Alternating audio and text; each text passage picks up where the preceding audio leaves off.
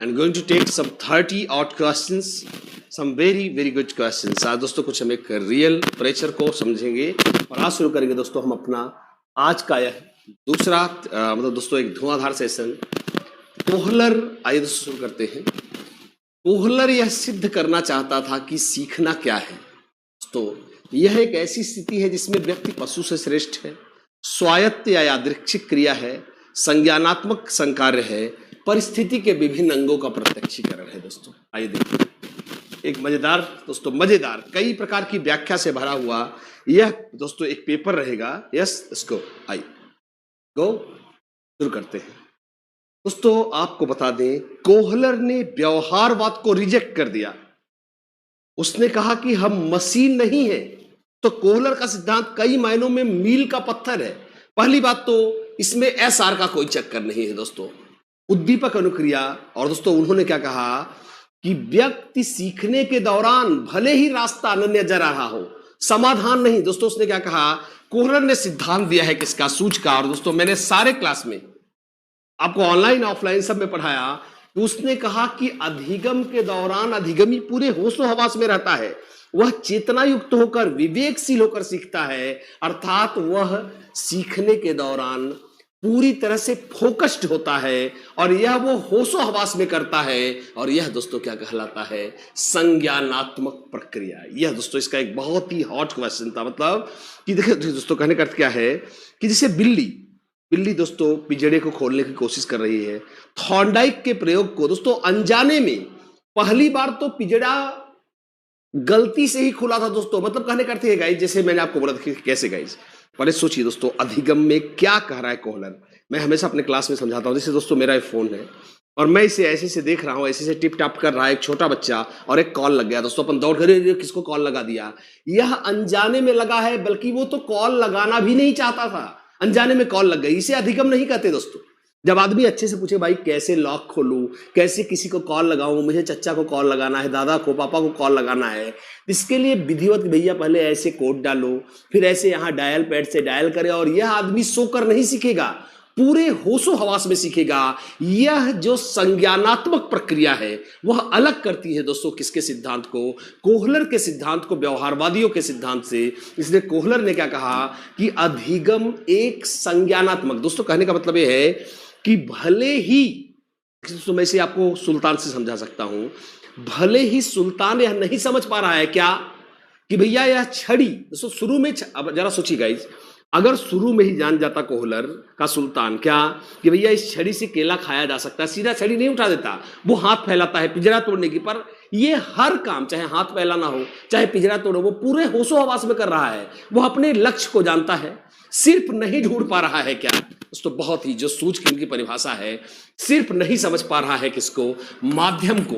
उसने कहा कि अगर माध्यम और लक्ष्य में अर्थपूर्ण संबंध, अर्थपूर्ण कि भैया छड़ी ही वह माध्यम है जिससे केला पाया जा सकता है, इसे जोड़ लिया जाए तो इसे कहेंगे सूझ। और यह कोई भैया सुल्तान सोकर थोड़ी करेगा दोस्तों, होशो हवास में करेगा। और यह कहलाता है संज्ञानात्मक गतिविधि। So the right answer is C for Chennai. दोस्तों अगले क्वेश्चन पे चलेंगे, क्वेश्चन नंबर 2। आइए, किसी नई भाषा को सीखने के लिए कहां से शुरू करना चाहिए दोस्तों, अक्षरों व शब्दों के मध्य साहचर्य से, वाक्यों के निर्माण से, शब्दों के निर्माण से, या कोई नहीं गाइज। आइए, अगर आप कोई नई भाषा सीख रहे हैं तो आपकी शुरुआत कहां से होनी चाहिए, अक्षरों व शब्दों के मध्य साहचर्य से, वाक्यों के निर्माण से, शब्दों के निर्माण से, कोई नहीं दोस्तों। आइए, यस देखिए गाइज, अगर आप देखिए तो शुरुआत में, वैसे मैं जानता हूं दोस्तों मेरे बच्चों आप इसका उत्तर जानते हैं। यस, इसको आइए शुरू करते हैं। यस, आगे देखिए दोस्तों, हम सभी जानते हैं शुरुआत में बालक जब सीखता है क्या, आ से आम, क्या सीखता है, आ से आम। तो दोस्तों शुरुआत में वो इवन आम को नहीं पढ़ पाता, ना तो आ को समझ पाता है। मैंने बताया था यह पावलोव का सिद्धांत भी है। इसे संकेत अधिगम या दोस्तों इसे क्लासिकल कंडीशनिंग भी आप कह सकते हैं। शुरुआत में आम को जोड़ा जाता है अक्षरा से, मतलब शब्दों को अक्षरों को शब्दों के साहचर की भाई कौन सा अक्षर किस चिन्ह से जुड़ा है। जैसे दोस्तों म से मछली, आ से आम, दोस्तों उसको सिर्फ मछली पर फोकस करता है। शब्द और चिन्ह के मध्य क्या बनता है, एसोसिएशन बनता है। इसे साहचर अधिगम कहते हैं रॉबर्ट गेने का। और आपने बिल्कुल सही उत्तर दिया है दोस्तों। सही उत्तर दोस्तों, कोई शुरू में वाक्य निर्माण नहीं कर लेगा, पहले अक्षरों और शब्दों के मध्य क्या होगा, साहचर की कौन सा अक्षर किस चिन्ह से जुड़ा हुआ है guys. So the right answer is going to be B for A for America. इसको क्वेश्चन नंबर 3 दोस्तों अगला, समावेशी कक्षा में किस तरह के छात्र शामिल होते हैं, केवल विशिष्ट छात्र, सामान्य एवं विशिष्ट छात्र, केवल सामान्य छात्र, बहुभाषी एवं प्रतिभाशाली छात्र। दोस्तों आइए शुरू करते हैं। समावेशी कक्षा में किस प्रकार के छात्र शामिल होते हैं, या होता है या होते हैं दोस्तों। आइए शुरू करते हैं इसको। यस, आइए, समावेशी शिक्षा में कैसे छात्र शामिल होते हैं। दोस्तों आपको बता दें, समावेशन का मतलब ही क्या है दोस्तों, ध्यान सुनिए दोस्तों। केवल सामान्य और दिव्यांग छात्रों से नहीं बनेगी समावेशी कक्षा। आप जानते हैं उत्तर क्या है। केवल दोस्तों ये नहीं कि आपने बोला कि नहीं साहब प्रतिभाशाली बच्चे हैं, दोस्तों मंद बुद्धि हो, कम सुनने वाला हो, कम देखने वाला हो, क्योंकि ये सामान्य छात्र से अलग है, इसलिए इन्हें विशिष्ट छात्र कहा जाता है। आपने सुना होगा, इसे बोलते हैं children with special need, CWSN, विशिष्ट आवश्यकता वाले बालक। आपने इसको BTC बीएड में पढ़ा हुआ है गाइज। अर्थात समावेशी शिक्षा में सामान्य बालक भी होंगे और विशिष्ट बालक हो सकते हैं दोस्तों। विशिष्ट का मतलब है कि यह विचलन सामान्य से ऊपर भी हो सकता है, सामान्य से नीचे। मतलब अगर सामान्य के बजाय बच्चा मंद बुद्धि है तो भी आएगा किसमें, समावेशी में। प्रतिभाशाली है तो सामान्य से ऊपर है, सृजनात्मक है दोस्तों, दिव्यांग बालक है, दृष्टिहीन बालक है और कम सुनने वाला बालक है दोस्तों। तो ऐसे सभी बालकों को, आर्थिक रूप से कमजोर बालक, सभी SC ST, सभी को एक कक्षा में एक छत के नीचे कंबाइन करना ही दोस्तों समावेशन का मतलब ही है, विविधता को शामिल करना। दोस्तों मैं हमेशा बोलता हूं कि मेरी निगाह में समावेशी शिक्षा का सिर्फ एक ही अर्थ है, अनेकता में एकता दोस्तों। यह एक बहुत ही बढ़िया दोस्तों इसका वर्ड रहेगा। And the right answer is going to be B for Bombay. दोस्तों सही उत्तर क्या है, सही उत्तर है यस, बी फॉर बॉम्बे। इसको अगले क्वेश्चन पे चलेंगे दोस्तों। क्वेश्चन नंबर 4 आइए,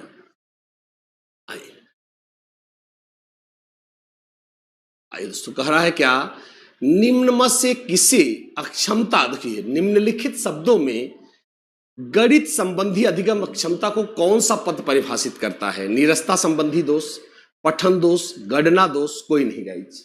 निम्न में से कौन सा गणितीय अक्षमता को दिखाता है दोस्तों। आप इसको ऐसे कह सकते हैं, यह क्या है, नीरसता संबंधी दोष, पठन दोष, गणना दोष, या कोई नहीं गाइज। आइए एक बार देखते हैं। यस, इसको हाँ दोस्तों मेरे ख्याल से इसे थोड़ा बड़ा कर देना चाहिए। थोड़ा बड़ा कर रहा हूँ तो वर्ड थोड़ा लंबे लिख दिए गए हैं, इसलिए थोड़ा बड़ा करने पर ऑप्शन दूर होते जा रहे हैं। आइए देखते हैं, इसको एकदम कॉर्नर पे हो जा रहा है इसको। आइए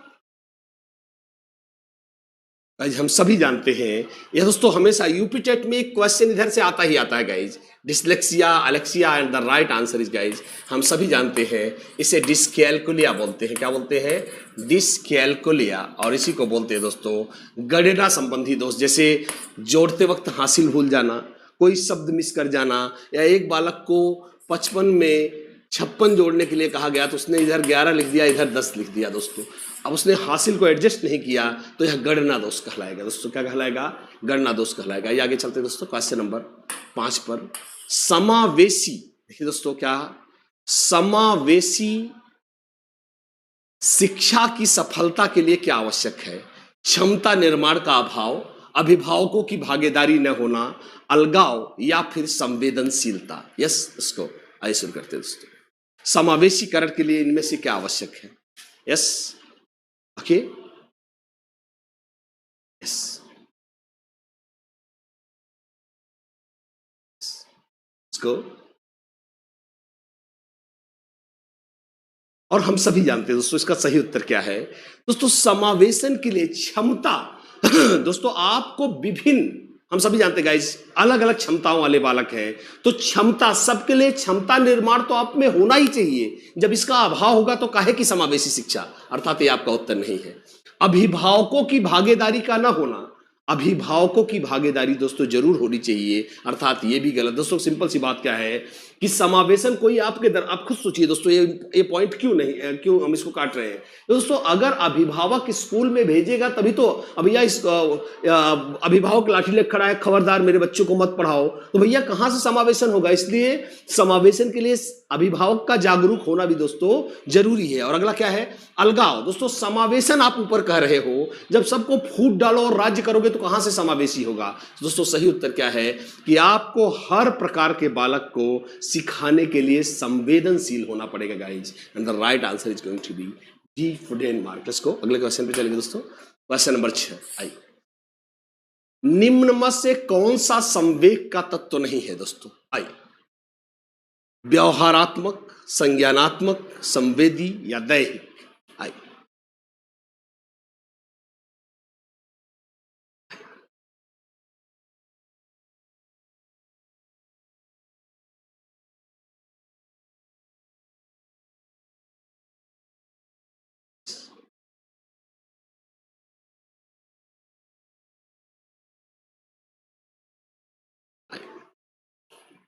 निम्न में से कौन सा संवेग का तत्व नहीं है गाइज।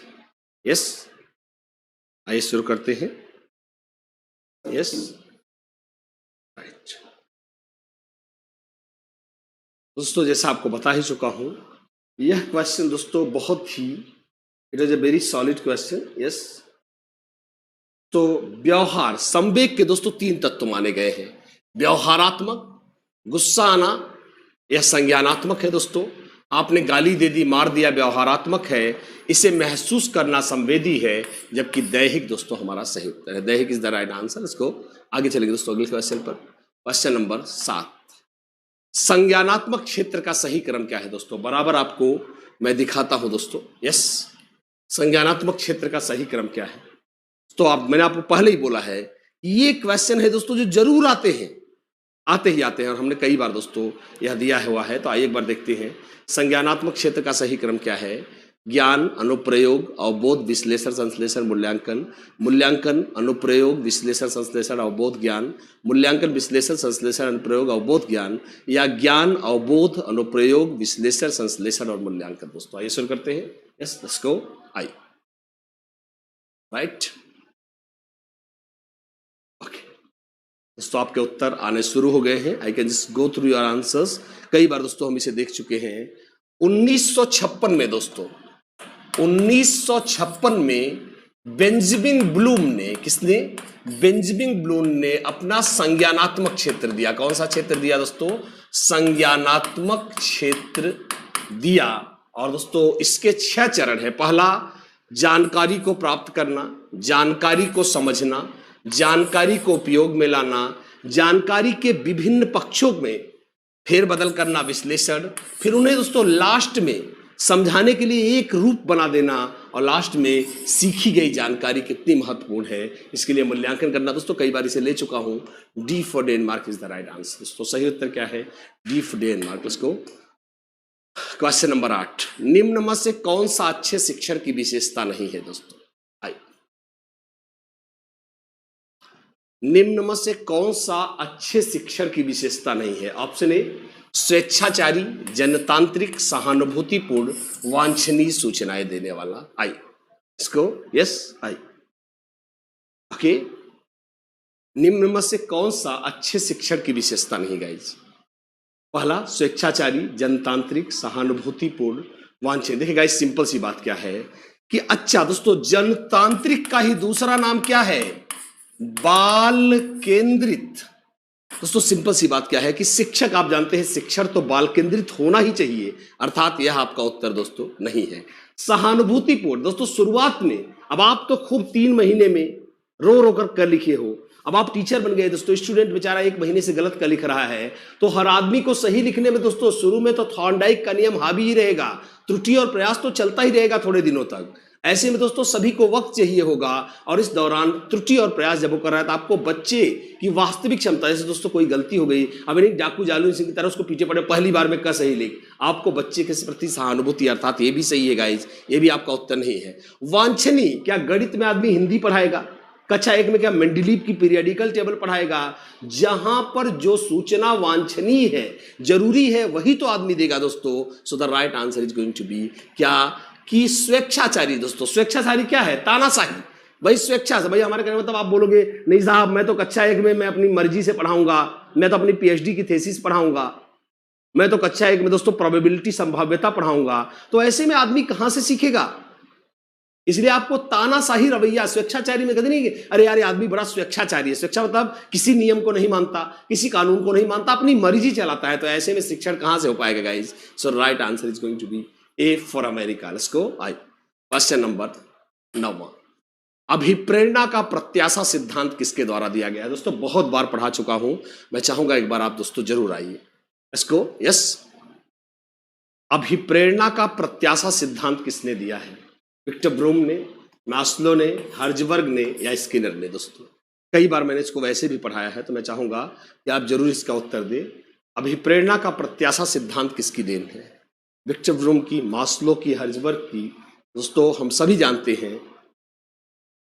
आइए, अभिप्रेरणा का चैप्टर दोस्तों खूब पीट के मैंने पढ़ाया है आपको क्लासेज में। आप बता दें हाँ सर आपने नहीं पढ़ाया, बहुत पीट के, बहुत। और दोस्तों ब्रूम को बहुत ही बढ़िया 3 अच्छे बॉक्स बताकर मैंने आपको पढ़ाया हुआ है। क्या मैं इतनी क्षमता रखता हूं? क्या मेरे प्रयास लक्ष्य तक जाते हैं? क्या मुझे फायदा मिला? दोस्तों प्रत्याशा सिद्धांत जो हम सभी जानते हैं किसने दिया है? विक्टर ब्रूम ने। दोस्तों आप यस करें हाँ सर आपने पढ़ाया हुआ है, विक्टर ब्रूम पढ़ाया। क्या दोस्तों देहाती भाषा में यूज समझिए, प्रत्याशा का अर्थ होता है उम्मीद। क्या?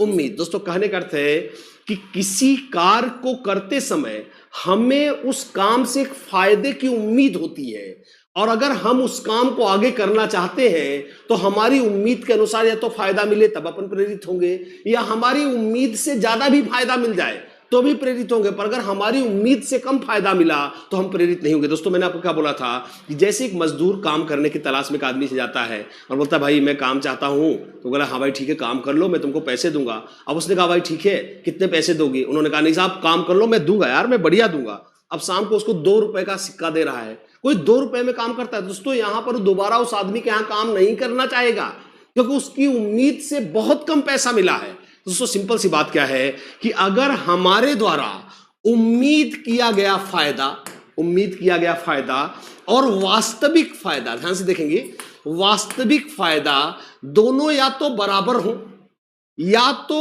उम्मीद से भी ज्यादा हो। क्या? वास्तविक फायदा, तभी एक आदमी क्या हो पाएगा? प्रेरित हो पाएगा। अगर धोखा हो गया, कम हुआ, तो आदमी दोबारा काम नहीं करना चाहेगा। और यह कहा है किसने? विक्टर ब्रूम ने। दोस्तों so A for America is the right answer को। आइए चलते दोस्तों क्वेश्चन नंबर 10 पर। आइए, अग्रिम व्यवस्थात्मक प्रतिमान किस परिवार से संबंधित है? दोस्तों मैंने आपको पढ़ाया हुआ है क्लासेज में, जब मैंने आपको डेविड, याद करिए दोस्तों, मैंने आपको डेविड आसुबेल पढ़ाया है दोस्तों, और वहां से आएगा अग्रिम संगठनात्मक प्रतिमान किससे जुड़ा है? वैयक्तिकता से, सामाजिक अंतःक्रिया के सिद्धांत से जुड़ा है, सूचना प्रक्रियाकरण के सिद्धांत से जुड़ा है, या व्यवहार परिमार्जन के सिद्धांत से जुड़ा है? दोस्तों आइए एक बार देखते हैं इसको। Yes I okay.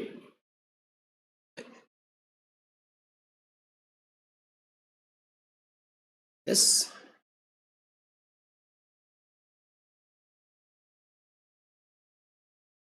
तो आपको थोड़ा सा बता दूं कि जो डेविड, यह सिद्धांत दोस्तों मैंने आपको क्या बोला था, यह सिद्धांत दिया है दोस्तों, यह शिक्षण का एडवांस्ड ऑर्गेनाइजेशनल मॉडल है। क्या? अग्रिम, मैंने आपको बताया भी है दोस्तों, आपको अधिगम में पढ़ाया था भी, अग्रिम संगठनात्मक शिक्षण का अग्रिम संगठनात्मक प्रतिमान, इसे बोलते हैं इंग्लिश में advanced organizational model of teaching. और यह दोस्तों दिया है डेविड आसुगेल ने, और यह सिद्धांत दोस्तों जुड़ा हुआ है किससे? अग्रिम। मतलब दोस्तों इसका कहने का अर्थ क्या है कि कोई भी व्यक्ति किसी, दोस्तों कहने का मतलब क्या है, कक्षा 1 में पहुंच गए, 2-3 दिन व्याख्यान देकर, लेक्चर दे के पढ़ाया कि बेटा पाप पुण्य बहुत जरूरी है, बेटा धर्म ईश्वर मोक्ष, कोई कक्षा 1 में सब थोड़ी सोचता है दोस्तों। अब 3 दिन बाद हो जाएगा अरे यार ये तो हमने गलत पढ़ा दिया, ऐसे नहीं पढ़ाने का। दोस्तों आपको ये पहले, अग्रिम मीन्स क्या होता है दोस्तों? जैसे आपने माल लेने से पहले भुगतान कर दिया, तो आप उसे क्या बोलेंगे? आप उसे अग्रिम भुगतान कहेंगे दोस्तों। और इस हिसाब से गाइज, इस हिसाब से यह जो प्रतिमान है दोस्तों, यह जो प्रतिमान है आपका, वह दिखाता है किसको? अग्रिम संगठनात्मक प्रतिमान को। और यह दिया है दोस्तों किसने? डेविड ऑस्वेल ने। The right answer is guys C for Chennai, सूचना प्रक्रियाकरण सिद्धांत है। आइए देखते हैं नेक्स्ट 11वां, कौशलों के स्थानांतरण। देखिए दोस्तों, कौशलों के स्थानांतरण के लिए कौन सा उपयोगी है? पहला, कौशल अंतरण एक गति है न कि उद्देश्य है। रेखीय अभिक्रम, साखीय अभिक्रम, तैयारी और अर्जन। दोस्तों मतलब अगर आप किसी को कौशल स्थानांतरित करना चाहते हो, दोस्तों कहने का अर्थ क्या है? जैसे किसी को आप ड्राइविंग सिखाना चाहते हो, दोस्तों आपको उसे ड्राइविंग करना नहीं आता, आप ड्राइविंग का कौशल सीखकर आप उसको स्थानांतरित करना चाहते हैं, या एक जगह एक कौशल को दूसरी जगह यूज करना चाहते हैं, तो वहां पे क्या होगा दोस्तों? कौशलों के स्थानांतरण के लिए कौन सा उपयोगी है? कौशल अंतरण एक गति है न कि एक उद्देश्य। रेखीय अधिगम, साखीय अधिगम, तैयारी और अर्जन। आइए दोस्तों एक बार देखते हैं इसको। यस, यह दोस्तों रियल में एक बहुत ही धांसू क्वेश्चन था, यह एक बहुत धांसू क्वेश्चन था। यस, देखिए दोस्तों, फर्क नहीं पड़ता कि आप यह कैसे करेंगे। आप इसे रेखीय सरल तरीके से सिखाएंगे या कई ब्रांचेज में, दोस्तों साखी अभिक्रम क्या है? कई ब्रांच में बांट करके आप सिखाएंगे, या फिर तैयारी करेंगे, अर्जन करेंगे दोस्तों। लेकिन ये बात तो साफ है कि कौशल का जो स्थानांतरण होता है दोस्तों, यह इसकी गति होती है या उद्देश्य नहीं होता। दोस्तों कहने का मतलब क्या है कि किसी को अगर हम ड्राइविंग करना सिखा रहे हैं तो एकदम जितना गति से हम गाड़ी चलाते हैं वह उतनी ही गति से थोड़ी अगले सेकंड चलाने लगेगा। धीरे धीरे धीरे धीरे यह इसकी एक गति होती है। धीरे धीरे यह एक कौशल से दूसरे कौशल तक जाता है, एक व्यक्ति से दूसरे व्यक्ति तक जाता है दोस्तों। इसलिए इसका सही उत्तर क्या है? कौशल अंतरण एक गति है ना कि उद्देश्य है दोस्तों। यह एक गति होती है, इसकी एक अपनी सीमा होती है। सो the right answer is guys A for America. Question number 12, निम्न में से कौन सा शिक्षण का सूत्र नहीं? दोस्तों मैं हमेशा बोलता हूं कि शिक्षण के सूत्र दोस्तों हमेशा आते रहे यूपीटीटी में। आइए एक बार देखते हैं, निम्न में से कौन सा शिक्षण का सूत्र नहीं है? सरल से कठिन की ओर, अनिश्चित से निश्चित की ओर, दृश्य से अदृश्य की ओर, निगमन से आगमन की ओर। दोस्तों आइए देखते हैं। यस, निम्न में से कौन सा शिक्षण का सूत्र नहीं है गाइस? आइए पहले दोस्तों अक्षर बताइए, फिर मात्रा बताइए, फिर शब्द रचना, फिर वाक्य रचना। पहले शुरुआत से कठिन की ओर ले जाइए, अर्थात ये सही है, इसलिए हमारा उत्तर नहीं है गाइस। आप जानते हैं इस बात को। अगला अनिश्चित, बिल्कुल सही दोस्तों, अनिश्चित। देखिए गाइस, शुरू मैंने आपको उस दिन क्या बोला था, कैसे समझाया था कि बच्चे के पास एक ही खिलौना रहेगा। अभी गिनना तो आता नहीं उसको दोस्तों, बोलेगा मेरे पास बहुत सारे खिलौने हैं दोस्तों। बाद में गिना तो उसका दिल ही टूट, यार मैं गिन नहीं पाता था। पहले जब तक गिन नहीं पाता था, अनिश्चित बहुत सारे, जब गिन अरे यार 2 ही तो है यार, 1 ही तो है, तो यह अनिश्चित से निश्चित की ओर हो गया दोस्तों। जैसे आप समझे, आप एक बहुविकल्पी प्रश्न दोस्तों सॉल्व कर रहे हैं, जैसे इसी को देखिए, शुरुआत में 4 ऑप्शन है, तब तक आप अनिश्चित हो, पर जब आपने टिक कर दिया, प्रश्न दोस्तों ये नहीं है कि आपका उत्तर सही है या गलत है, पर क्योंकि आप एक ऑप्शन पे आ गए तो वह निश्चित हो गया। इसलिए इसे हम अनिश्चित से किसकी ओर कहते हैं दोस्तों? दृश्य से अदृश्य की ओर दोस्तों। इसी को हम मूर्त से अमूर्त की ओर भी कहते हैं। क्या कि पहले दोस्तों मित्र के बारे में बताइए। मैं हमेशा बोलता हूं कि पहले मित्र के बारे में बताइए, फिर मित्रता के बारे में बताइए, क्योंकि छोटा बच्चा, मित्रता एक दोस्तों भाववाचक संज्ञा है, यह दिखाई नहीं पड़ती। तो पहले उसको जो दिख रहा है वहां से दिखाइए, और फिर वहां से जो नहीं दिख रहा है जोड़ जोड़ के उससे समझाइए, क्योंकि बच्चे का शुरुआती चिंतन मूर्त होता है ना कि अमूर्त होता है। अर्थात दोस्तों ये तीनों सही थे, गलत हो गए, हम सभी जानते गाइज।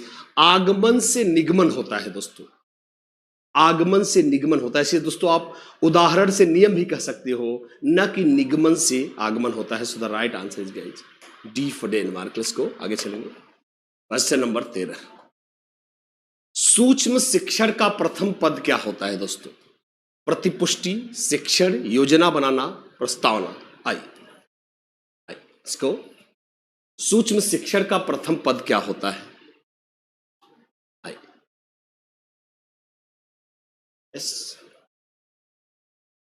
इसको गाइस, सूक्ष्म शिक्षण, देखिए गाइस ध्यान से सुनेंगे।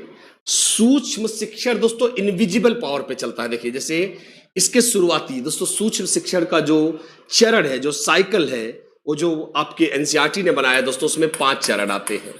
यह दोस्तों शिक्षण है, फिर प्रतिपुष्टि है, फिर पुनर्योजना है, फिर दोस्तों पुनर्शिक्षण है, और फिर दोस्तों पुनर्प्रतिपुष्टि है। पुनर्प्रतिपुष्टि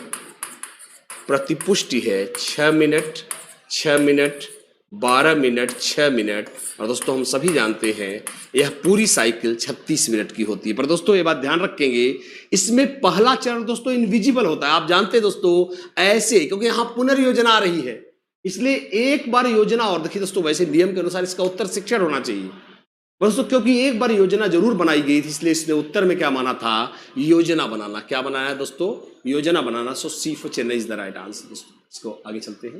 नेक्स्ट क्वेश्चन नंबर 14, निम्न में से कौन सा शिक्षण, मैंने दोस्तों बोला कि मतलब दोस्तों आप देख सकते हैं इससे कि शिक्षण के स्तर हमेशा आते हैं दोस्तों, हमेशा आते हैं यूपी चैट में, और आप यहां देख सकते हैं गाइज। मैं हमेशा क्लास में जब आपको पढ़ा रहा था तब भी मैंने बताया कि शिक्षण के स्तर जरूर आते हैं गाइज। आइए एक बार देखते हैं, निम्न में से कौन सा अवबोध स्तर के शिक्षण में शामिल है, पृथक्करण, अनुप्रयोग, तुलना या फिर अन्वेषण। दोस्तों निम्न में से कौन सा शिक्षण के अवबोध स्तर में शामिल है। दोस्तों जो शिक्षण का बोध स्तर मैंने आपको खूब पढ़ाया हुआ है, शिक्षण के बोध स्तर को दिया है दोस्तों किसने, मॉरिसन साहब ने। तो आपको बताना है कि इनमें से कौन सा चरण आता है किसमें, बोध स्तर में। आइए इसको यस हो जाए दोस्तों, राइट दोस्तों। आप अगर इसका सही उत्तर देंगे मुझे रियल में बड़ी खुशी होगी गाइज, बहुत खुशी होगी दोस्तों। आपको मैं एकदम खुद ही बताता हुआ चलूंगा कि दोस्तों ध्यान से सुन लेंगे गाइज। शिक्षण के बोध स्तर में 5 चरण आते हैं दोस्तों, जिसे कहते हैं खोज, या दोस्तों इसी को कहते हैं अन्वेषण, मैंने आपको लिखवाया हुआ है। दूसरा चरण है क्या दोस्तों, प्रस्तुतिकरण। तीसरा चरण है समावेशन, और चौथा चरण है दोस्तों क्या, संतुलन या संगठन, संगठन बोलते हैं दोस्तों, संगठन। और 5वां चरण है गाइज अभिव्यक्तिकरण। क्या है, अभिव्यक्तिकरण है। तो इससे दोस्तों आप देखकर खुद ही जान सकते हैं इसका सही उत्तर है डी फॉर डेनमार्क। दोस्तों इसका सही उत्तर है डी फॉर डेनमार्क, अर्थात शिक्षण के दोस्तों अवबोध स्तर में पृथक्करण नहीं आएगा दोस्तों। अनुप्रयोग हम जानते हैं दोस्तों कौन से स्तर में आता है, अनुप्रयोग पहले स्तर में आता है जिसे स्मृति स्तर कहते हैं। तुलना दोस्तों, तुलना भी पहले स्तर में आता है, पहले स्तर बोले तो स्मृति स्तर में। और दोस्तों इसलिए सही उत्तर सिर्फ क्या है, डी, अन्वेषण या खोज इज द राइट आंसर। तो आगे चलेंगे question number, next question number 15 पर आइए। शैक्षिक सुधारों, देखिए दोस्तों आइए, शैक्षिक सुधारों में प्रभावी विकेंद्रीकरण। दोस्तों ध्यान सुनेंगे, शैक्षिक सुधारों में प्रभावी, पहले जान ले दोस्तों विकेंद्रीकरण क्या है। हमें किसी काम के लिए दोस्तों जरा सोचिए, पहले विकेंद्रीकरण और केंद्रीकरण जान ले दोस्तों। जब सत्ता सिर्फ एक व्यक्ति के हाथ में सीमित होगी तो उसे केंद्रीकरण। दोस्तों कहने का अर्थ है कि अगर हमको स्कूल जाना है तो हमको मोदी को फोन करना हो तो दोस्तों क्या पूरा देश मोदी को इतना फोन उठा पाएंगे। दोस्तों कहने का अर्थ क्या है, जब इसे अलग अलग ग्राम स्तर पर शिक्षा समिति, शहरों पर दोस्तों आपकी जिला शिक्षा समिति हो गई जिला लेवल पर, फिर दोस्तों राज्य स्तर पर राज्य शिक्षा परियोजना समिति हो गई। दोस्तों मतलब हर एक लेवल पर बनाया गया ताकि जिस लेवल पर समस्या उत्पन्न हो वहीं खत्म कर ली जाए ताकि आसानी रहे। दोस्तों इसको कई पार्ट में बांटना, कई हाथों में बांट देना विकेंद्रीकरण कहलाता है दोस्तों। तो अब आप इसको देखेंगे क्या, शैक्षिक सुधारों में प्रभावी विकेंद्रीकरण तभी संभव होगा जब खंड व संकुल संदर्भ केंद्रों की भागीदारी बढ़े, स्थानीय संदर्भ व्यक्ति उपलब्ध है, अध्यापकों के पास संसाधन और प्रासंगिक सामग्री भी मौजूद हो। दोस्तों आप, मैं समझ गया हूं आप उत्तर जान गए होंगे। तो क्या सही है, 1 और 3, 1 और 2, 2 और 3, 1, 2 और 3 गाइस। आइए शुरू करते हैं इसको, यस आइए। दोस्तों आपने इसको बीटीसी या बीएड में पढ़ा भी है दोस्तों, ये हम सभी जानते गाइज कि पहले से ही शुरू करते दोस्तों। भैया विकेंद्रीकरण, जब सारी सत्ता राज्य के शिक्षा मंत्री के अंतर्गत होगी तो काहे का विकेंद्रीकरण। इसलिए दोस्तों जरूरी ये है कि जहां खंड स्तर पर दोस्तों, जैसे ब्लॉक स्तर पर आपके समन्वयक होते हैं, सह समन्वयक होते हैं, जिसे आप बीआरसी बोलते हैं दोस्तों, ब्लॉक संसाधन केंद्र। वैसे ही एनपीआरसी, न्याय पंचायत सेंटर पर संकुल अधिकारी होते हैं दोस्तों एनपीआरसी में। तो दोस्तों ये अपने अपने लेवल पर अपने काम को फिनिश करते हैं। और दोस्तों गांव में आप जानते हैं ग्राम शिक्षा समिति, हर लेवल पर एक बंदा मौजूद हो, अर्थात पहला वाला सही है। स्थानीय संदर्भ व्यक्ति दोस्तों, जैसे ग्राम शिक्षा समिति में आपको कोई प्रॉब्लम आ रही है तो आप दोस्तों किससे कांटेक्ट करेंगे? ग्राम प्रधान को, जो कि ग्राम शिक्षा समिति का अध्यक्ष होता है, अर्थात हर लेवल पर एक व्यक्ति हो जिसे संदर्भ मतलब कांटेक्ट किया जा सके। तीसरा, अध्यापकों के पास संसाधन और प्रासंगिक सामग्री मौजूद हो। बिल्कुल सही दोस्तों, जब अध्यापक के पास संसाधन और प्रासंगिक सामग्री मौजूद होगी तभी तो विकेंद्रीकरण, वरना पता चला सामग्री के लिए बोला गया भैया काम करिए लखनऊ फोन करिए, तो भैया लखनऊ से जब तक आएगी तब तक तो 4 क्लास निकल जाएगा। इसलिए हर लेवल पर डिसीजन मेकिंग होनी चाहिए। And the right answer is going to be D for Denmark. दोस्तों सही उत्तर क्या है? सही उत्तर है D for Denmark. Let's go, अगले क्वेश्चन पे चलेंगे दोस्तों। 16 आइए, एक छात्र पढ़ रहा है दोस्तों। आइए एक मजेदार क्वेश्चन देखते हैं। एक छात्र पढ़ रहा है, उसका नाम लेकर किसी ने बुलाया, निम्न में से वह कौन से द्वारा अपनी अनुक्रिया प्रकट करेगा? दृष्टि संवेदना द्वारा, स्पर्श संवेदना द्वारा, ध्वनि संवेदना द्वारा, प्रत्यक्षर संवेदना द्वारा। आई भाई, कोई पढ़ने बैठा है तो एक आदमी उसको उसका नाम लेके पुकारता है, तो वह अपनी प्रतिक्रिया किसके द्वारा व्यक्त करेगा? दृष्टि संवेदना द्वारा, स्पर्श संवेदना द्वारा, ध्वनि संवेदना द्वारा या प्रत्यक्षर संवेदना द्वारा। तो हम सभी जानते हैं कि अगर कोई पढ़ने बैठा है तो अगर आप बोले भाई राम सुनो भाई, अब भाई राम अंदर पढ़ रहा है, अपन बाहर चला है, भाई राम कहाँ हो, तो भैया वो बाहर पढ़ाई छोड़ कर हाँ भाई मैं यहाँ पे हूं। दोस्तों एक बात तो पक्का है कि ऐसा वह सिर्फ और सिर्फ सुनकर ही कर सकता है, जिसमें हमें दोस्तों 1 मिनट भी नहीं लेना है। इसका सही उत्तर है ध्वनि संवेदना। कैसी संवेदना? ध्वनि संवेदना। इसको अगले क्वेश्चन पे चलेंगे दोस्तों, क्वेश्चन नंबर 17। आइए, पियाजे के सिद्धांत के अनुसार प्राक संक्रियात्मक, प्राक संक्रियात्मक दोस्तों, प्राक संक्रियात्मक, पूर्व संक्रियात्मक अवस्था की उम्र क्या है? 4 से 8 साल, जन्म से 2 साल, 2 से 7 साल, 5 से 8 साल। दोस्तों आइए शुरू करते हैं। पियाजे के सिद्धांत के अनुसार पूर्व संक्रियात्मक अवस्था की अवधि क्या है दोस्तों? तो हम सभी जानते हैं कि पियाजे के सिद्धांत के अनुसार पूर्व संक्रियात्मक अवस्था, आप सभी जानते हैं गाइज, मैं चाहूंगा एक बार आप बस अपने उत्तर भेजिए ताकि हम आगे चल सकें। तो इसके अनुसार दोस्तों पूर्व संक्रियात्मक अवस्था की उम्र है गाइज, क्या सही उम्र है? 2 से 7 वर्ष दोस्तों। क्या? 2 से 7 वर्ष। दोस्तों पूर्व संक्रियात्मक अवस्था को 2 भागों में बांटा गया है। क्या? अंतःदर्शी अवस्था, अंतःदर्शी अवस्था जो 2 से 4 वर्ष चलती है दोस्तों, 4 वर्ष, और दूसरे को दोस्तों पूर्व संप्रत्ययात्मक, संप्रत्ययात्मक, माफ करेंगे दोस्तों उलट दिया मैंने, इसे पूर्व संप्रत्ययात्मक, संप्रत्ययात्मक अवस्था कहते हैं दोस्तों। यह 2 से 4 वर्ष चलती है।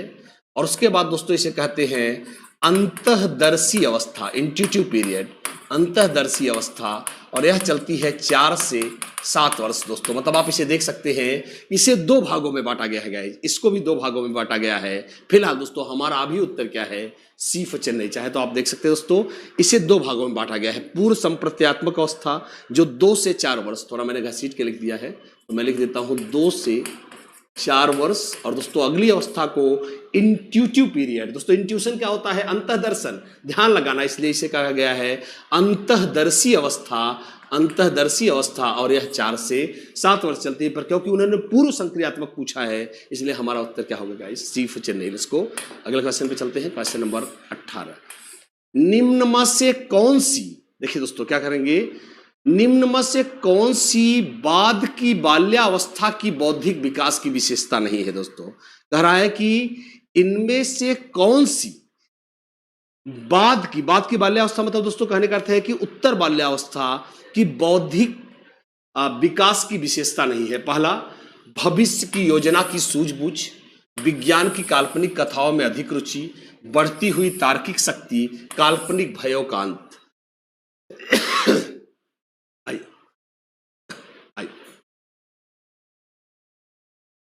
इसको आइए देखते हैं। यस,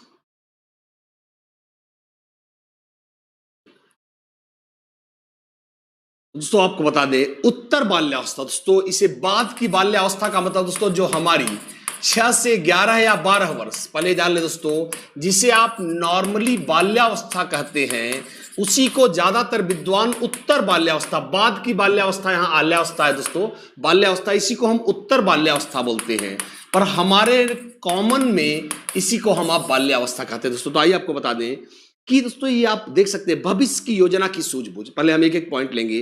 काल्पनिक भयों का अंत। पहले जैसे बच्चे को दोस्तों 3-4 साल के बच्चे को बोलते भाग जाओ बेटा वरना भालू आ जाएगा। अब दोस्तों जब 11-12 साल का बच्चा समझ थोड़ी जाता है अरे यार अभी मेरे घर में भालू कहां से आ जाएगा, अर्थात जो काल्पनिक भय, पहले हम उसको बोलते बेटा भाग जाओ नहीं तो सांप आ जाएगा, भाग जाओ नहीं डाकू जालिम सिंह आ जाएगा। अब समझ जाता है यार घर में कहां से आ जाएगा, अर्थात काल्पनिक भय। ये सही है, इसलिए हमारा उत्तर नहीं गाइज। बढ़ती हुई तार्किक शक्ति दोस्तों 10वीं 11वीं से धीरे धीरे, क्योंकि दोस्तों आप जानते हैं हमारे पियाजे ने ही कहा है 7 से 11 को मूर्त संक्रियात्मक अवस्था कहा है, और उन्होंने कहा इस समय तार्किक चिंतन की शुरुआत होती है, अर्थात ये भी सही, इसलिए भी हमारा उत्तर नहीं हो गया दोस्तों। विज्ञान की काल्पनिक कथाओं में अधिक रुचि दोस्तों, अब उसे धीरे धीरे वैज्ञानिक अध्ययन में दोस्तों तार्किकता में बढ़ती, इसलिए काल्पनिक कथाएं उसे बहुत अच्छी लगती हैं, अर्थात दोस्तों ये भी सही है। भविष्य की योजना की दोस्तों 10-11 साल में कोई थोड़ी डिसाइड कर लेता है मैं बिल गेट्स की तरह बिजनेस, ये दोस्तों जैसे जैसे हम बड़े होते हैं तब भविष्य की योजना की सूझबूझ आती है। सो the right answer is guys A for America. इसको अगले क्वेश्चन पे चलेंगे। क्वेश्चन नंबर 19 आई, निम्न में से कौन सा मनोवैज्ञानिक भाषा विकास से जुड़ा है दोस्तों? निम्न में से कौन सा मनोवैज्ञानिक भाषा विकास से जुड़ा है? पावलोव, बिने, चोम्स्की या मैस्लो? मैस्लो होना चाहिए, मैस्लो। यस। निम्न में से कौन सा मनोवैज्ञानिक भाषा विकास से जुड़ा हुआ है? पावलोव जुड़ा हुआ है, बिने जुड़ा हुआ है, या चोम्स्की जुड़ा हुआ है, या मैस्लो जुड़ा हुआ है दोस्तों? आइए देखते हैं। यस, इसको दोस्तों हम सभी जानते हैं इसका सही उत्तर है दोस्तों कौन सा मनोवैज्ञानिक भाषा विकास से जुड़ा है दोस्तों, हम सभी जानते हैं पावलोव ने दिया है दोस्तों क्लासिकल कंडीशनिंग। इसे कहते हैं दोस्तों क्या हम प्राचीन अनुबंधन, या इसी को दोस्तों आप बोलते हैं शास्त्रीय अनुबंधन, अर्थात दोस्तों ये हमारा उत्तर नहीं है। बिने ने दोस्तों बुद्धि परीक्षण बनाए हैं, क्या बुद्धि परीक्षण बनाया है, अर्थात ये भी सही नहीं दोस्तों। मैस्लो ने अभिप्रेरणा का पदानुक्रमित, क्या पदानुक्रमित सिद्धांत दिया है, किसका? पदानुक्रमित अभिप्रेरणा का सिद्धांत था, अभिप्रेरणा का सिद्धांत। दोस्तों चोम्स्की ने भाषा के अर्जन का सिद्धांत दिया है, क्या दिया है? भाषा अर्जन का सिद्धांत। तो दोस्तों आप देख सकते हैं सही उत्तर है सी फॉर चेन्नई। इनमें से भाषा विकास से सिर्फ चोम्स्की का सिद्धांत जुड़ा है। सो द राइट आंसर, कल दोस्तों मैंने लिया भी था, C for Chennai is the right answer. इसको अगले क्वेश्चन पे चलेंगे। क्वेश्चन नंबर 20 आई, थॉर्नडाइक ने अपने सिद्धांत को किस शीर्षक से सिद्ध किया? संज्ञानात्मक अधिगम से, अधिगम के प्रयास एवं भूल से, संकेत अधिगम से, या स्थान अधिगम से? दोस्तों आइए शुरू करते हैं।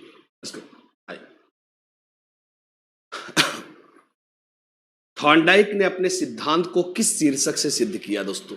संज्ञानात्मक अधिगम से, या फिर अधिगम के प्रयास एवं भूल के सिद्धांत से, या फिर संकेत अधिगम से, या फिर स्थान अधिगम से? गाइस आइए एक बार देखते हैं।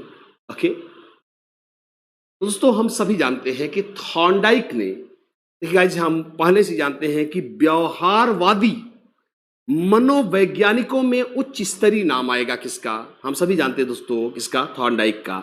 थॉर्नडाइक के सिद्धांत में एसआर पे जोर दिया गया है दोस्तों। किस पे?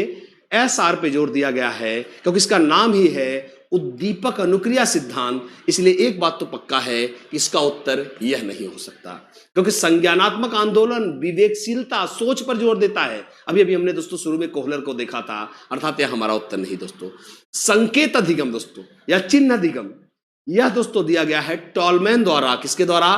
टॉलमैन द्वारा। मैंने आपको पढ़ाया है 1-2 दिन पहले, अर्थात यह भी हमारा उत्तर नहीं है गाइस। स्थान अधिगम भी दोस्तों किसकी देन है? टॉलमैन की। मैंने आपको सब पढ़ाया, स्थान अधिगम भी टॉलमैन की देन है, इसलिए यह भी हमारा उत्तर नहीं गाइज। अधिगम के प्रयास और भूल के सिद्धांत को दिया है किसने? थॉर्नडाइक ने। So the right answer is guys B for Bombay दोस्तों। सही उत्तर है बी फॉर बॉम्बे। आगे चलेंगे। Yes let's go. आइए क्वेश्चन नंबर 21 दोस्तों, अगले क्वेश्चन नंबर 21 पे चलेंगे। क्या गिरोह की अवस्था किस आयु वर्ग एवं विलंब विकास से संबंधित है? 16 एवं वर्ष एवं नैतिकता, 3 से 6 वर्ष एवं भाषा, 8 से 10 वर्ष एवं समाजीकरण 16 से, तो मुझे ऐसा लग रहा है कि इसमें थोड़ा सा टाइपिंग में मिस्टेक हुआ है। गिरोह की अवस्था किस आयु वर्ग एवं विलंबित विकास से संबंधित है? 16 से 19, 16 दोस्तों, मुझे लग रहा है इसमें थोड़ा सा मिस्टेक हुआ है दोस्तों। यस, पर चलिए मैं हैंडल कर लूंगा। आइए थोड़ा सा देख लेंगे दोस्तों, कोई नहीं, थोड़ा सा मिस्टेक हुआ है टाइपिंग में आई थिंक। दोस्तों आपको बता दें, इसमें ये सारे ऑप्शन नहीं पढ़ने हैं दोस्तों आपको।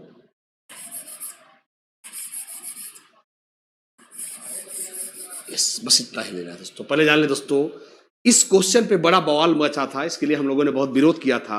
बाद में इसका उत्तर चेंज किया गया था दोस्तों। उसने मान लिया था 16 से 19 वर्ष या दोस्तों किशोरावस्था। इसमें एक ऑप्शन दोस्तों डबल भी हो गया है। फिलहाल आप जान ले, क्योंकि हम जानते हैं समूह एवं दल की उम्र होती है बाल्यावस्था, और उस हिसाब से हमारा उत्तर होना चाहिए क्या? 8 से 10 वर्ष। So C for Chennai is the right answer दोस्तों। सही उत्तर क्या है कि दोस्तों हम सभी जानते हैं समूह एवं दल की अवस्था होती है क्या? बाल्यावस्था, इसलिए इसका उम्र माना जाएगा 8 से 10 वर्ष दोस्तों। आइए चलेंगे क्वेश्चन नंबर 22। पियाजे के अनुसार संज्ञानात्मक विकास की तृतीय अवस्था कौन सी मानी जाएगी? आइए दोस्तों, पियाजे के अनुसार संज्ञानात्मक विकास की तृतीय अवस्था कौन सी होगी?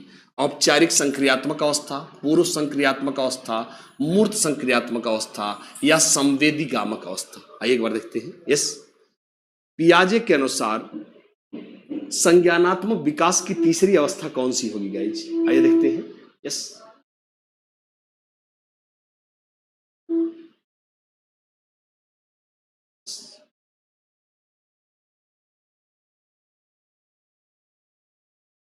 पियाजे के अनुसार संज्ञानात्मक विकास की तृतीय अवस्था दोस्तों हम सभी जानते हैं, पियाजे की पहली अवस्था 0 से 2 चलती है दोस्तों। 0 से 2 वर्ष, इसे हम संवेदी पेशीय अवस्था कहते हैं। दूसरी अवस्था पूर्व संक्रियात्मक अवस्था है जो 2 से 7 वर्ष चलती है। तीसरी अवस्था को मूर्त संक्रियात्मक कहते हैं दोस्तों, जो 7 से 11 वर्ष चलती है, और 11 से 15 वर्ष चलती है उनकी औपचारिक संक्रियात्मक अवस्था, क्योंकि उन्होंने हमसे पूछा क्या है दोस्तों? मूर्त संक्रियात्मक अवस्था। So the right answer is going to be C for Chennai दोस्तों। सही उत्तर क्या है? सही उत्तर है C for Chennai. Let's go अगले क्वेश्चन पे चलेंगे दोस्तों। Question number 23। निम्न में से, आइए दोस्तों देखेंगे, निम्न में से अधिगम में योगदान देने वाले मनोवैज्ञानिक कारकों में कौन सा कारक शामिल नहीं है? आइए दोस्तों देखते हैं। क्या अधिगम की इच्छा होना चाहिए दोस्तों, यहां अच्छा हो गया है, अधिगम की इच्छा। निम्न में से अधिगम में योगदान देने वाले मनोवैज्ञानिक कारकों में कौन सा कारक शामिल नहीं है? आइए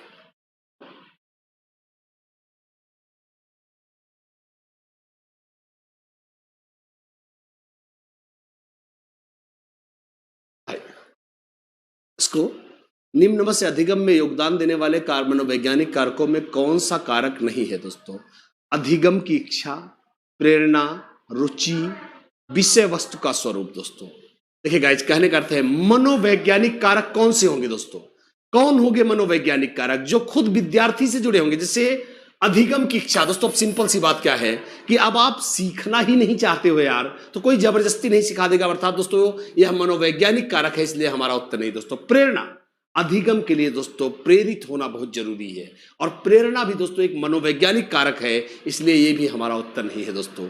रुचि, देखिए गाइस सिंपल सी बात क्या है, आदमी उसी, अब मेरी हिंदी में रुचि है, आप जबरदस्ती मुझे इंग्लिश नहीं सिखा सकते, अर्थात दोस्तों रुचि भी एक मनोवैज्ञानिक कारक है। पर दोस्तों विषय वस्तु का स्वरूप दोस्तों यह एक बाह्य कारक है दोस्तों। यहां मनोवैज्ञानिक अर्थ निजी कारक से है, मैंने आपको पढ़ाया हुआ है। जबकि दोस्तों विषय वस्तु, शिक्षक का व्यवहार, शिक्षण विधि ये बाह्य कारक है, यह मनोवैज्ञानिक कारक नहीं, इसे हम वातावरणीय कारक कहेंगे। So the right answer is going to be D for Denmark. Yes करें। हाँ सर, हम आपकी बात को समझ गए हैं, तो मुझे थोड़ा सा कंफर्मेशन चाहिए कि आप समझ, मनोवैज्ञानिक कारक अर्थ है दोस्तों निजी कारक। क्या अब किसी के सीखने की इच्छा को, भाई हमारे कहने का मतलब क्या है, किसी को लाठी मार के तो सिखा नहीं सकते, जब व्यक्ति खुद सीखेगा। आइए देखते हैं इसको।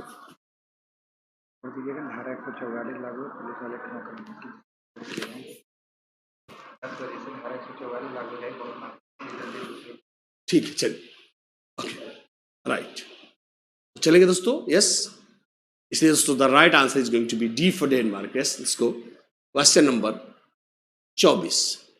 निम्न में से सामाजिक मूल्य कौन सा है दोस्तों?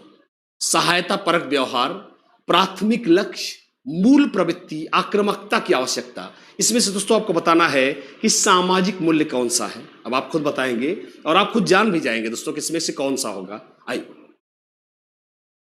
गाइस, बता रहा है कि निम्न में से कौन सा सोशल वैल्यू है, सामाजिक मूल्य है। कौन? सहायता परक व्यवहार, प्राथमिक लक्ष्य, मूल प्रवृत्ति तथा आक्रामकता की आवश्यकता।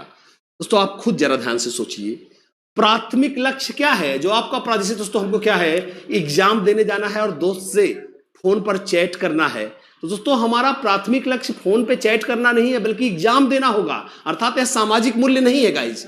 मूल प्रवृत्तियां जन्मजात होती हैं, इनको सीखना थोड़ी पड़ता है समाज में, अर्थात ये भी सामाजिक मूल्य नहीं है। आक्रामकता, लाठी मारना, झगड़ा करना, ये कोई सामाजिक मूल्य है दोस्तों? तो सबसे बड़ी बात दोस्तों सहायता परक व्यवहार, कि हम सामने वाले पड़ोसी की मदद करेंगे, सहकर्मी के साथ अच्छे संबंध रखेंगे दोस्तों। So the right answer is a for America दोस्तों। आइए शुरू करते हैं नेक्स्ट क्वेश्चन, क्वेश्चन नंबर 25। आइए चलेंगे दोस्तों, आज यहीं तक लेंगे क्योंकि मैं चाहता हूं कि आदरणीय दोस्तों प्रवीण सर को आज मैं चाहता हूं दोस्तों, शहर में थोड़ा धारा 144 लग गई है, तो इसलिए मैं चाहूंगा कि आदरणीय प्रवीण सर को दोस्तों मैं पर्याप्त समय दूं। कल दोस्तों इसमें पूरे 30 क्वेश्चन थे, तो कल इसके 6 क्वेश्चन दोस्तों मैं कल ले लूंगा। तो चलिए दोस्तों एंजॉय करिए, मस्त रहिए दोस्तों, और कल दोस्तों हम फिर से एक बार मुलाकात होगी। एक बार बताएं कैसा लगा दोस्तों, मैंने 24 क्वेश्चन लिए। यस आखिर बताया जाए कैसा लगा दोस्तों? यस ऐसा लगा दोस्तों, एक बार मुझे बताया जाए। मैं चाहूंगा दोस्तों कि मैं एकदम समय से प्रवीण सर दोस्तों, धारा 144 थोड़ा शहर में लग गई है, आने जाने में दोस्तों थोड़ी दिक्कतें हो सकती है, इसलिए मैं चाहूंगा प्रवीण सर समय से दोस्तों निकल जाएं और मुझे बताया जाए दोस्तों कैसा रहा यह प्रयास। और दोस्तों इसके लिए बिल्कुल यस, बिल्कुल सही। आई यस, थैंक यू जी, बिल्कुल पढ़ा रहा हूं दोस्तों, कुछ न, बिल्कुल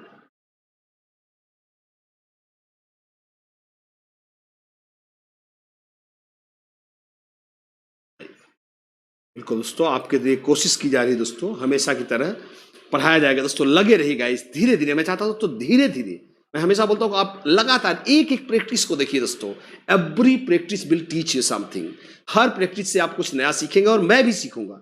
मैं हमेशा मानता हूं दोस्तों कि मैं भी आपकी तरह सीख रहा हूं। तो एंजॉय करिए दोस्तों, बने रहिए, कल दोस्तों फिर मुलाकात होगी। तब तक के लिए मैं आरपी मिश्रा आपसे इजाजत लेता हूं guys. Thank you, thanks a lot guys, thank you.